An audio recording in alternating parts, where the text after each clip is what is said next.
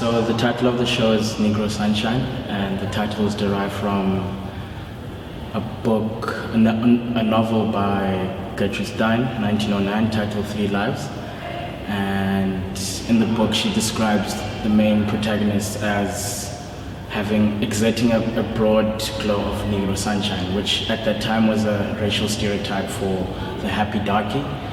And the words Negro sunshine were also taken by African-American artist Glenn Ligon, and he made a new work that said Negro Sunshine, and it was titled Warm Broad Glow in 2005. And how I came about that work, it's been like one of those works that are always in my studio wall, and I was like, I need a title for this show. That's how I usually start my bodies of work. Title for the show, and then we work around from those two words. So taking also a word with very dark connotations, but also seeing the positive in it. So most of my work will derive from historical events that weren't really that positive, but in some of the images I would draw the positive out of it. And yeah, it's just a very positive body of work. I'm hoping for everyone else, it's just a very positive body of work. What is some of the confrontation you've had surrounding this work? It's anti-white, it's too aggressive, it's too political for the school itself. I can't say much, like I can't tell someone how to feel, but I did tell someone that it's not anti-white, it's just pro-black, you know what I mean? Like, there's nothing that says anti-white, there's nothing that puts the white person in the inferior. Maybe there are some images, but it's not necessarily the main goal of the body of work. It's just more celebrating blackness in its most purest form and seeing blackness as a social, political currency, very positive currency. So did you find it sometimes a struggle to stay true to what you wanted to do with all that kind of feedback? Yeah, it's been a rough ride.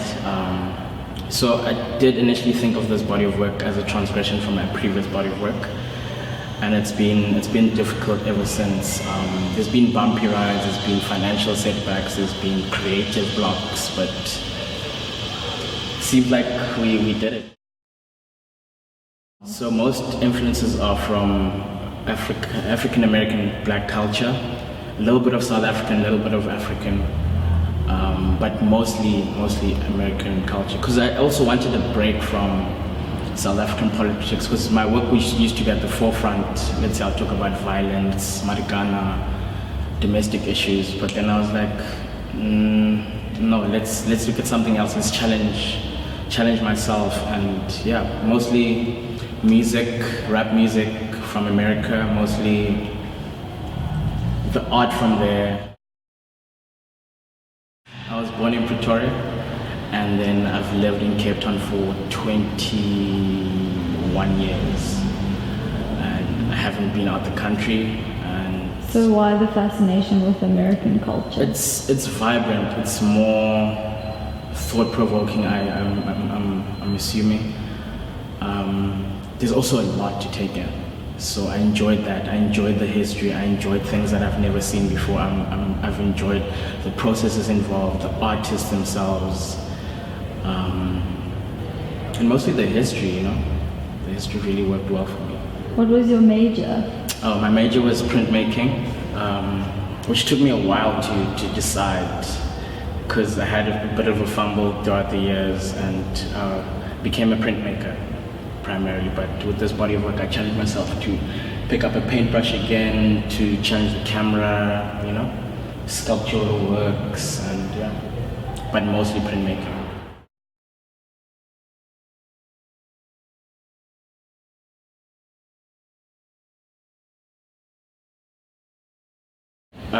Unfortunately, I wasn't directly involved like the previous years.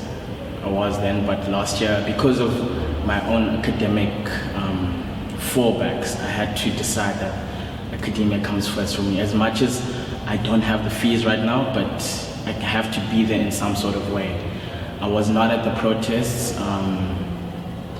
But in some way, a lecturer asked me if I took some of the text from placards and the posters, and you could probably find an inspiration from there. But in terms of myself being directly involved, not last year. I couldn't do it. And in some ways, it did pay off that I was not in the protest, but some ways it didn't pay off. What do you mean? In terms of being there with the student body, in solidarity with my own friends, with my own peers, the challenges we all face together. And where to from now for you? What's your dream? My dream is to continue studying, but maybe after a few years, do my master's abroad, hopefully America.